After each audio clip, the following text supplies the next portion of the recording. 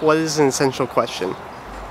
An essential question is, I think, one that we ask ourselves kind of approaching a subject. A question used to help direct and focus one's efforts on any one specific topic. Causes the student to question life as a whole. And it's a question that will eventually lead to more questions. Question that has no answer but can be debated. Forces you to go deeper into a certain topic.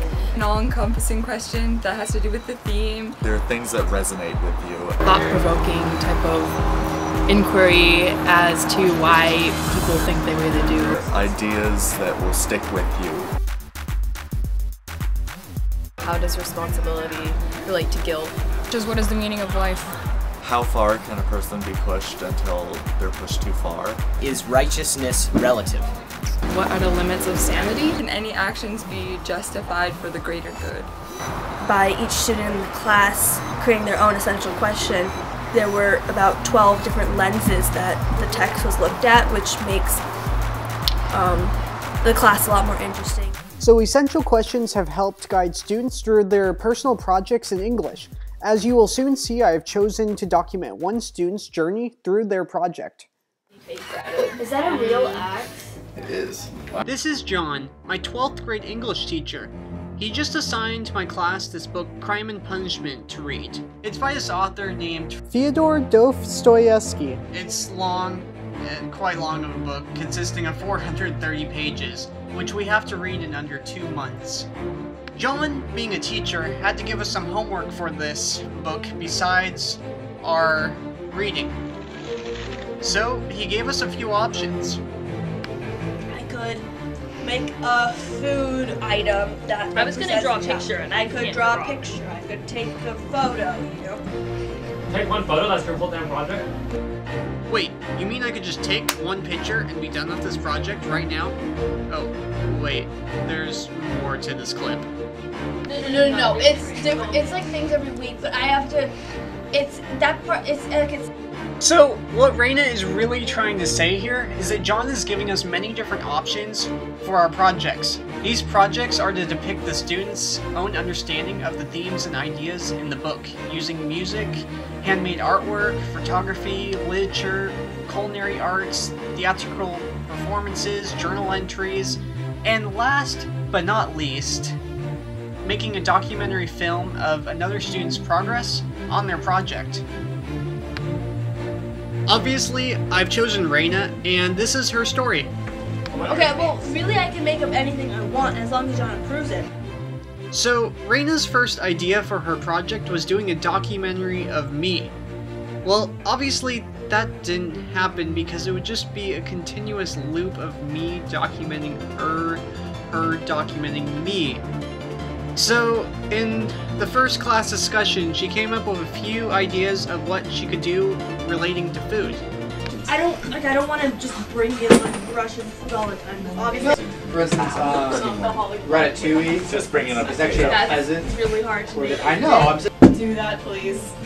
Okay, I want to do the food. Finally, Raina makes a decision on her project. Or do things just go downhill from here? So like black bread and beer. How are you going to embody punishment as well? For instance, when I think of what would combine. I put poison in it. You figured it out. Excellent. Or did you? You need to have 5, 6, and 7.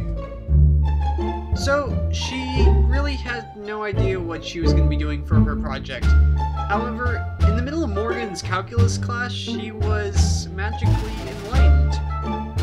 I decided that for every part, I'm going to do a collage, which is going to be a summary of the part without any words. Maybe some words. So, I'd ask John if he's okay with that.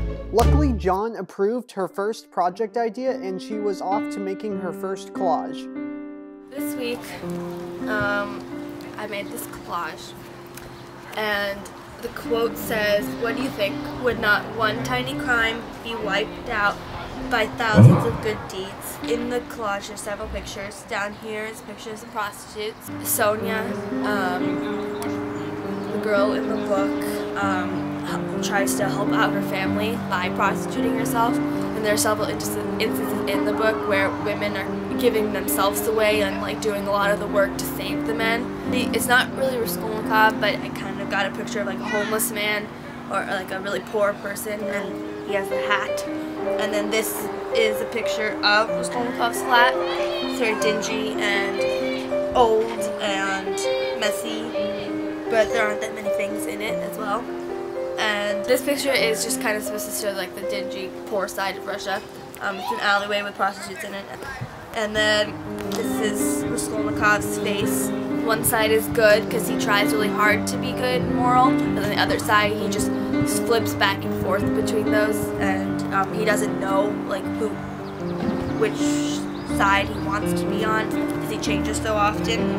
And then this last picture is him killing the pawnbroker. My essential question for part 3 of the project was, is there such thing as crime? For part 3, for Crime and Punishment, I made a word cloud on an axe because the main character, Raskolnikov, kills 2 women, a pawnbroker and her sister, with an axe. And on the word cloud, there's a whole bunch of words that describe Raskolnikov's personality and mind through his process as coming to terms with him being a criminal, because that's what he wanted to be. He wanted to be a criminal, but he's not a very good one. The quote is, "I haven't gone and put a knife into anyone yet," and Dunya is saying this to Raskolnikov, which is extremely hilarious actually, because he killed someone himself, but Dunya doesn't know that, and Dunya is saying like she's not harming anyone by helping people, so she's doing the right thing. So for part 4 of Crime and Punishment, I did a written piece about 2 characters in the book, 2 main characters, Sonia and Raskolnikov. I talked about their relationship to each other and their relationship to faith. Both of them are considered sinners in their own way. Raskolnikov because he committed murder, and Sonia because she prostituted herself to help out her family. Interesting thing, even though they're both sinners, Sonia has managed to maintain purity, and that's why Raskolnikov is so drawn to her. This is a picture about part 4. This is Sonia reading the Bible, a story from the Bible to Raskolnikov. Raskolnikov's sitting at the table, and he has his head in his hands and looks kind of miserable. It's unclear whether or not he does believe in faith at this point, or if he wants to believe for Sonia. So for part 6, I did this picture. My essential question for this part was, how does one determine right versus wrong and which path to take? And for this, I found a picture of Raskolnikov, the main character, and tore it in half.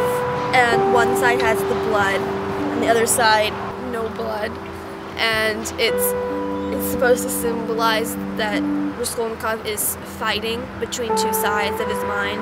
One side is saying that his crime was, the murder that he committed was not a crime, and the other side is saying that he should commit to faith and pray and seek forgiveness. So that was the end to the project.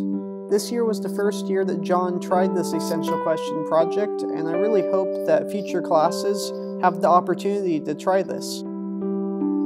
I would also like to give a special thanks to Raina Shaw for letting me film her throughout her project.